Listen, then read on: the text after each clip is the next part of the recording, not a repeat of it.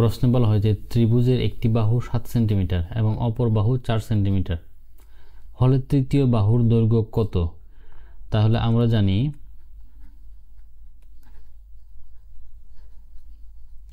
ত্রিভুজের দুই বাহুর যোগফল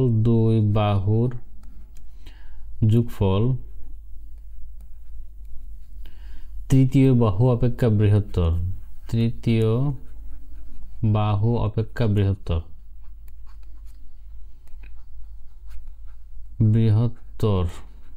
তাহলে ত্রিভুজের প্রশ্নে দেওয়া আছে এক বাহু 7 আর এক বাহু দেওয়া আছে 4। তাহলে আমরা যদি দুইটা যোগ করে দিই 7 + 4 = 11, আবার 7 - 4 = 3। আমাদের প্রশ্নে বের করতে বলা হয়েছে তৃতীয় বাহুর দৈর্ঘ্য কত সেন্টিমিটার হতে পারে। তার মানে যেহেতু বলা হয়েছে ত্রিভুজের দুই বাহুর যোগফল তৃতীয় বাহু অপেক্ষা বৃহত্তর, তার মানে দাঁড়ায় 3 এবং 11 এর মধ্যবর্তী যে কোনো একটি মান হবে তৃতীয় বাহুর দৈর্ঘ্য। তাহলে 3 এবং 11 এর মধ্যবর্তী হতে পারে 4, 5, 6, 7, 8, 9 এবং 10।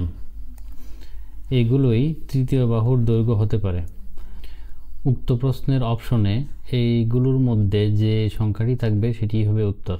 সবগুলোই উত্তর হতে পারে।